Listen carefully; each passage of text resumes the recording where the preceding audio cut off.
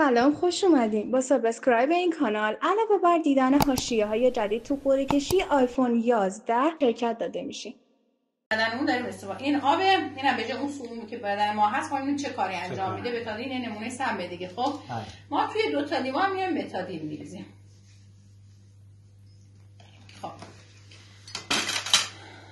یکیشو میام لیمو ترش میزنیم که میگن چیه؟ نماد ویتامین C هست دیگه. آره دیگه، بر سیستم دفاعی بدن. توی یکیش یه دونه لیمو ترش کامل میریزیم.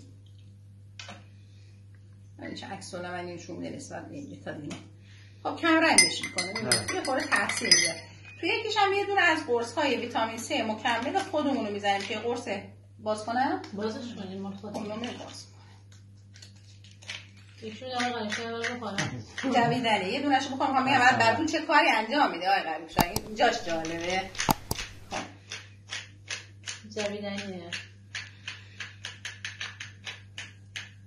بیشتر نگه میگیرش.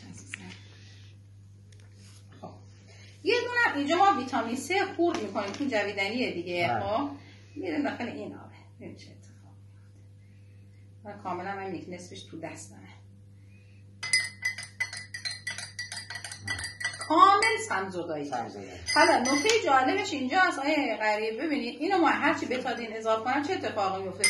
این هیچ کار دیگه اصلا نشون نمیده. من تا 6 ساعت میشه همینجا خدمت شما به بتادین اضافه میکنم. یعنی این قرصی که ما به شما دادیم تا 6 ساعت سمزدایی میکنه بدن شما. ما توی شیراز حالا عکس از جلسات توی کرونا یه بار ماسک نزدیم، یه دونه ویتامین C میخوریم چون تا 6 ساعت ایمنی بدن قرصی. آره مثلا توی این قسمت ورودی های گلوی ما آره جلوگیری میکنه از سمزدایی. اینم ویتامین C ما هست.